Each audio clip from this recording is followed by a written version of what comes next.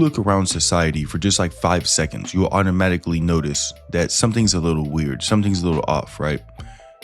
There's a massive glitch or disconnect in how we handle opinions. We have this unspoken rule in society that if you have a conspiracy theory about something mean, cruel, or insensitive, that it is deemed completely unacceptable to hold that opinion, to hold that conspiracy theory. But if you hold the exact same kind of conspiracy theory about something that's widely accepted or politically convenient, suddenly it's totally fine and everyone agrees, hey, this is just your First Amendment right. You're allowed to hold this opinion, freedom of thought, freedom of expression, etc. But listen, I'm not here to tell you who's right and who's wrong. I'm not here to defend anyone. I'm not trying to sit here and say what conspiracy theories are acceptable or not. What I'm trying to say, what I'm trying to point out is the obvious contradiction here. And I'm saying that the way this society reacts to it is completely unacceptable and completely broken. All right, now look, I know that this is really, really old news at this point, but try to stay with me, okay? I was recently thinking about Alex Jones. I know, way back in the day, old news. But regardless of whatever you think about the guy, he gave his opinions using his First Amendment right. And you already know what I'm talking about. I'm talking about the event that happened at the school. He came out and he said that the school event was a staged event that never actually happened. Now, listen, no matter how dumb that may be, and no matter how little sense it makes to sit here and say that an event never happened at all, he gave his version of evidence. He gave his points that made him come to that conclusion. He pointed out things like the school being demolished extremely quickly after the event happened, before a full investigation could really take place. Things like that. And he used that as his proof, what drove him to come to that conclusion. And what happened to him? He got sued for $1 billion, bro. And I know when I say that, y'all may think, oh, yeah, you're being hyperbolic.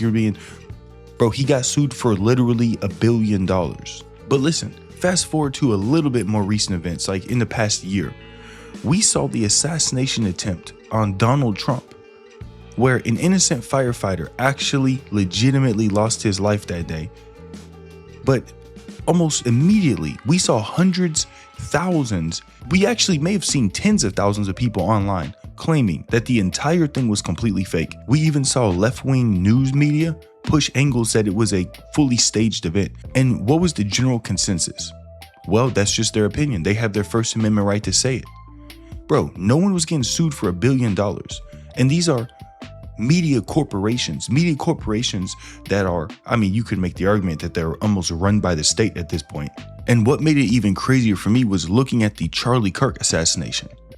We literally watched this man get shot in his throat on video, live on the internet, and basically die right in front of us. And almost instantly, thousands of people on social media started claiming it was a fake event. I'm still seeing videos to this day talking about Charlie Kirk is alive. He staged the event and he's alive. He was just tricking us. They were saying that it was blood capsules and blood packets and tiny explosive charges to make it look like blood was spurting out of his neck. And guess what? The people denying that the Charlie Kirk shooting actually happened used the exact same logic as Alex Jones used. They immediately started pointing at the crime scene, saying that the whole area was torn up. All the concrete was torn up and replaced before an investigation could even take place. They used the exact same playbook, the exact same arguments, basically, as Alex Jones did. So what I'm doing is I'm sitting here wondering where the $1 billion lawsuits are. Where is the mass harassment campaign? Where's the government intervention stepping in and saying, you know what? You're not allowed to say that. We will not allow you to say that about the victim. There isn't any, because deep down, everyone acknowledges that a dumb opinion is still an opinion. It's equally as valid as any other opinion. And we all acknowledge that you have a First Amendment right to speak your mind, free of government punishment and intervention. So why do we have this double standard? Why does one wrong opinion destroy your life and get you sued for $1 billion, while another wrong opinion is just considered, a normal Tuesday chatter at the refrigerator at work? I'm saying it's a huge flaw or a glitch in how we process ideas.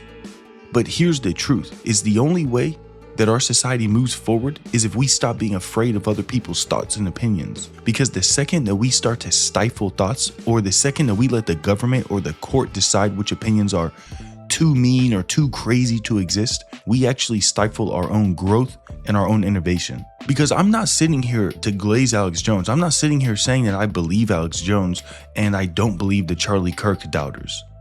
I'm not saying who I think is right, who I think is wrong, or I'm not putting my own opinion on the weight of the evidence and proof that each side put forward. What I'm trying to say is we cannot be hypocrites and contradict ourselves. I think everyone putting forward conspiracy theories it's great that they do that. It's great that they're their own journalists. It's great that they're doing their own research. As dumb as their theory may be, I'd rather them do that than to see them plug their ears and say, I refuse to listen to anything outside of, what MSNBC or Fox or CNN tells me. Because here's the thing is, at the end of the day, you have to be wrong 99 times to be right that 100th time. If you punish people for being wrong those 99 times, no one's ever going to have the courage to reach that 100th time where the real progress in society actually happens. Again, let me say before YouTube crashes out and sends people after me, I'm not justifying what Alex Jones did. I'm not saying that he was correct in his actions or his assessments. He himself came out and said, you know what, I was wrong here. But I'm also not demonizing the people who have these theories about Donald Trump or Charlie Kirk. It's great that they have these theories. What I'm doing is I'm just showing you the contradictions. I don't care what either side of the aisle you're on. I don't care if you're a conspiracy theorist or a mainstream media theorist, we'll call it. If free speech only applies to the opinions you like or you find acceptable, then it isn't free speech at all.